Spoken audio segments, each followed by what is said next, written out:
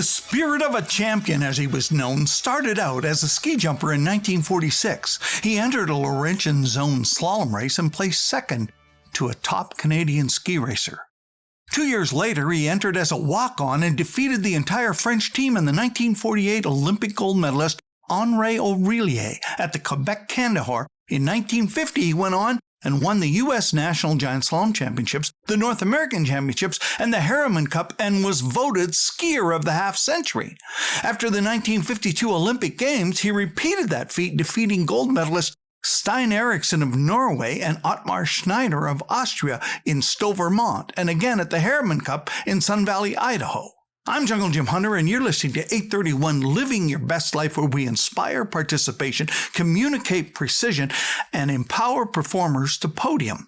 And we hope that you will tell your friends and family to go to your favorite podcast provider, go to their app or junglejimhunter.com or to YouTube and subscribe, download, and click on like and rate and review us, and become an 831er, somebody who makes a difference in other people's lives because your life has been improved and better as a result of listening to this podcast. Who am I talking about? Ernie McCullough.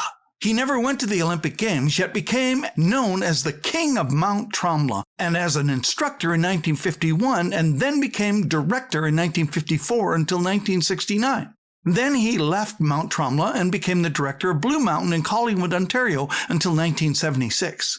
He enjoyed a worldwide excellence instruction reputation, constantly re-examining and revising his system of instruction until he developed the simplest and most efficient method of teaching skiing. He was known worldwide.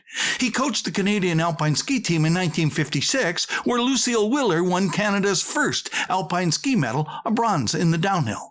He was in demand to speak at the World Congress of Instructors, electrifying and amazing the audience, making other instructors pale in comparison to Ernie's presentations. He wrote books. His first, Learn to Ski, published in 1955, was dog-eared and worn out by the time I made it to the national team.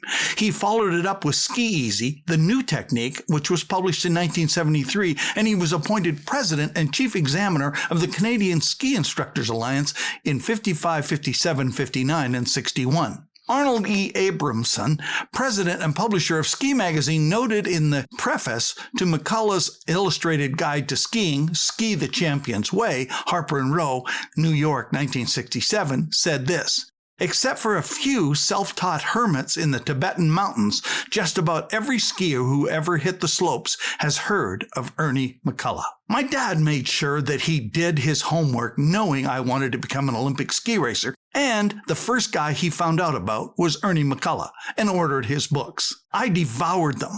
I literally wore the pages out. Then, when he found out that Ernie McCullough was one of the instructors and coaches at two-time Olympian, gold, silver, and bronze medalist Pepe Stiegler at his racing camp in Mount Hood, Oregon, just east of Portland, I was signed up and on a flight to Portland. I had my gold-flecked motorcycle helmet on, and for all the camps he could get me in, I was there for the summer. Dad had told me when I went to any ski hill to stand at the bottom for one rotation of skiers before I headed up the hill and watch. Watch and see who is the best, who is the fastest skier on the hill, and then get on the chair with them and follow them and stick with them and ask them questions all day if you could keep up to them. I chased Ernie McCullough all over the mountain, and I tried to stick with him for every camping session. Pepe Stiegler was smooth, but he couldn't match the speed and power and recovery that Ernie McCullough had, and I chased him that summer. I asked questions and learned how ski racers race. Seeing those two champions on the same hill skiing next to each other taught me so much that I couldn't even begin to magnify or even communicate all the things that they taught me. But it taught me most of all that we could compete. A Canadian could compete with the Austrians, the French, and the Europeans, and the Swiss and the German. I don't care where they came from. We could compete with them. And so it set me up for my future. I was hooked. I was in. I can't remember anything he taught me about skiing or ski racing, except that it really doesn't matter where you come from. That was the most important thing that he taught me, was it doesn't matter where you come from. What matters is that you know what you can do with your skis and make the skis do the work. My quote for the day comes from Ernie. I don't know where he got it or even if it's original with him, but it's my quote for the day, and over the years I have changed it a little bit when kids and coaches and parents say they can't do it or they can't make it. My quote for the day? The magic is not in the wand, it's in the magician holding it.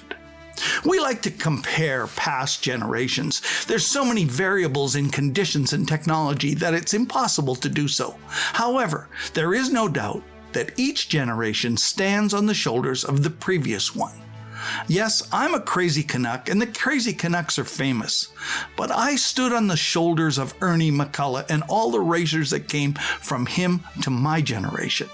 I had a goal to do what no Canadian male had ever done, and that was I learned it from Ernie, to win a medal, to be the first Canadian male to stand on a podium at the Olympic Games or World Championships. When I would ask Mr. McCullough what it was like to win a medal, like Lucille Wheeler had in 1956 when he coached, he smiled and he said, "It's something you will never forget. Your life will change. Mine did." Ernie is another 831er that made a difference to me. I am so blessed to be able to live my best life because of him. Thank you, Ernie McCullough. You inspired me. I am so blessed, for I had the opportunity to ski with the skier of the first half century, Ernie McCullough. You made it believable that a kid from an impossible place to start, Shaunavon, Saskatchewan, could make it possible. Then I was blessed by another 831er, the skier of the second half century, Nancy Greene. Thank you, Ernie, and thank you, Nancy. You made it possible.